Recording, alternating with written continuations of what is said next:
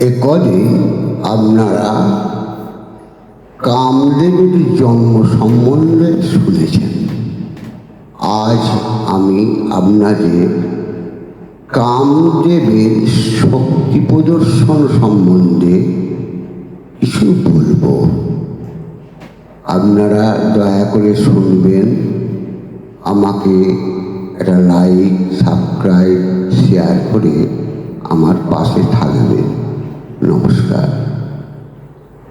কামদেবের শক্তি প্রদর্শন। মাকর্ণদেব বললেন, অনন্তর মরিচ অত্রি প্রভৃতি সেই মুনিগণ ব্রহ্মার অভিপ্রায় বুঝিয়া সেই পুরুষের অনুরূপ নামকরণ করিয়াছিলেন। আর সেই দক্ষ প্রভৃতি প্রজাপতিগণ ব্রহ্মা মুখের দিকে চাহিলেন, বৃত্তান্ত বুঝিয়া তাহার উপযুক্ত স্থান নির্দেশ ও প্রতিদান করিয়াছিলেন। হে ব্রাহ্মণগণ, মারীচ প্রভৃতি বিপ্রমণ্ডলী নিশ্চয় করিয়া এই পুরুষের নিকট সঙ্গতভাবে তদীয় নাম কীর্তন করিতে লাগিলেন। যেহেতু তুমি আমাদের এবং বিধাতার চিত্তমথিত করিয়া উৎপন্ন হইয়াছ, এই জন্য লোকে তোমাকে মনমত নামে জানিবে।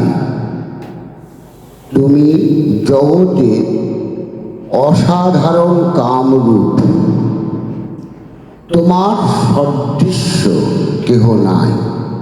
অতএব এ মনোভাব তুমি কাম নামে বিখ্যাত হও।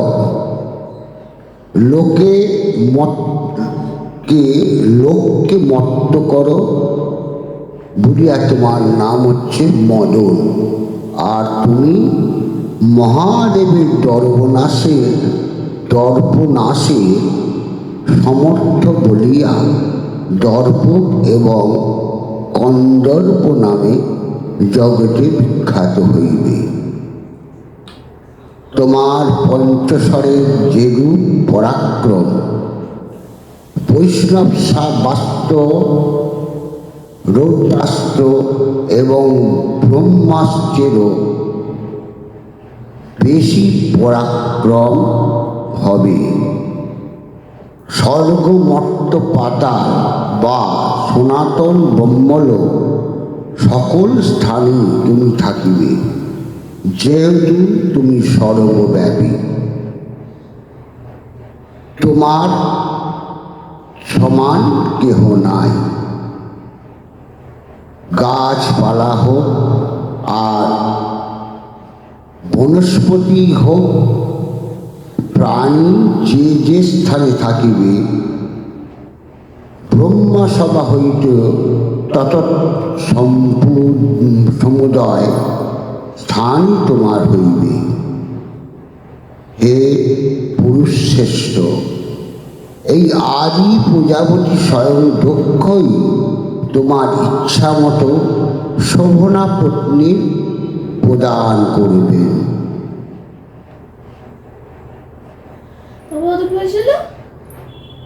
আর ব্রহ্মার মানস জাতা এই সুন্দরী কন্যা ত্রিভুবনে সন্ধ্যা নামে বিখ্যাত হইবেন।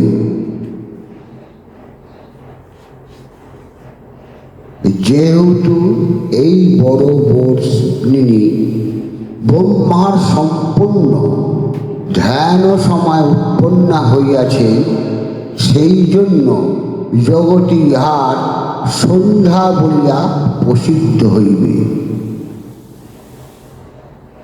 তারপরে কি হয়েছিল? মাকণ্ড বলিলেন, হে দ্বিজবরগণ, সেই মুনিগণ এই কথা বলিয়া ব্রহ্মার মুখাবলোকন পূর্বক তাহার সম্মুখে বিনয় নম্রভাবে মৌনী হইয়া রহিলেন। হে ব্রাহ্মণগণ, অনন্তর কামদেব রমণী ভূসদৃশ্য বক্র উন্মাদন মানায়ক কুসুম নির্মিত সরাসন এবং হর্ষণ রোচন মোহন শোষণ ও মারণ নামে প্রসিদ্ধ। মুনিগণেদের জ্ঞাননাশ পুষ্পময় সরাসন গ্রহণ করিয়া সেইখানেই প্রচ্ছন্নরূপে অবস্থিত করা কর্তব্য চিন্তা করিতে লাগিলেন। ব্রহ্মা আমার যে নিত্যকর্ম স্থির করিয়া দিয়াছে তাহার পরীক্ষা এইখানে মুনিগণ সন্নিধানে এই ব্রহ্মার উপরেই করিয়া দেখি। কামদেব তার শক্তি প্রদর্শন করিতে মুনিগণের উপর স্বর নিক্ষেপ করিলেন। দক্ষ প্রজাপতি আছেন, স্বয়ং ব্রহ্মাও আছেন, আর এই বারঙ্গনা সন্ধ্যাও এখানে অবস্থিত। এই সকল পুরুষ সন্ধ্যা আজ আমার সর্বস্ব হইবে। অন্য প্রাণীর কথা দূরে থাক, আমি বিষ্ণু মহাদেব তোমার অস্ত্রের বশবর্তী ব্রহ্মা এখনই কথা বলিয়াছেন, আমি আজই তাহা প্রদর্শন করে দেখিব।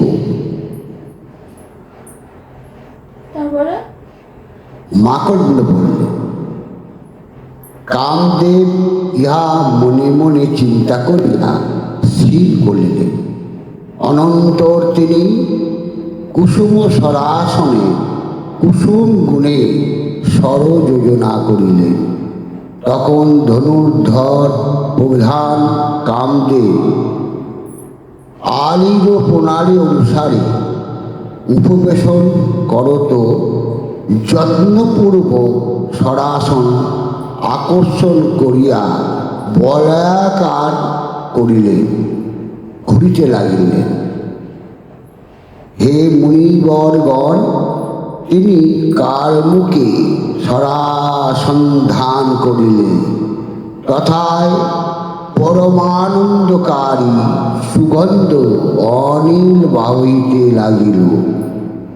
অনন্তর মদন ব্রহ্মা দক্ষাদি প্রজাপতি ও ব্রহ্মার সমস্ত মানস পুত্রগণকে পৃথক পৃথক কুসুম ও সরোপহারে মোহিত করিলেন। অনন্তর সরপীড়িত সেই সমস্ত মুনি এবং ব্রহ্মা মোহিত হইয়া মনে মনে কিঞ্চিৎ বিকার প্রাপ্ত হইলেন। তাহারা সকলে বিকার প্রাপ্ত হইয়া বারংবার সন্ধ্যার দিকে দৃষ্টিপাত করিতে লাগিলেন। দেখিতে দেখিতে তাহাদিগের অনন্ত কাম বৃদ্ধি হইল, কেননা রমণী হইতেই কাম বৃদ্ধি হইয়া থাকে। তখন সেই দুষ্ট মদন তাহাদিগকে পুনঃ পুনঃ মোহিত করিয়া যাহাতে তাদের বহিন্দ্রিয় বিকার হয় তাহা করিল। অনন্ত যখন ব্রহ্মা উদ্গতেন্দ্রিয় হইয়া সন্ধ্যাকে দেখিতে লাগিলেন, তখন তাহার শরীর হইতে সাত্ত্বিকভাবে আবির্ভূত হইল।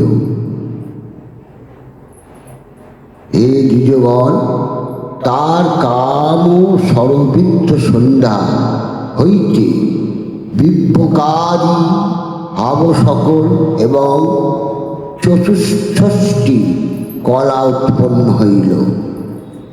তাহারা সন্ধ্যার প্রতি দৃষ্টিপাত করিতে থাকিল। সন্ধ্যাও বারংবার কটাক্ষ করে দেখতে লাগিল। প্রভৃতি মদন সরপাত সম্ভূত বিবিত ভাব প্রকাশ করিতে লাগিল।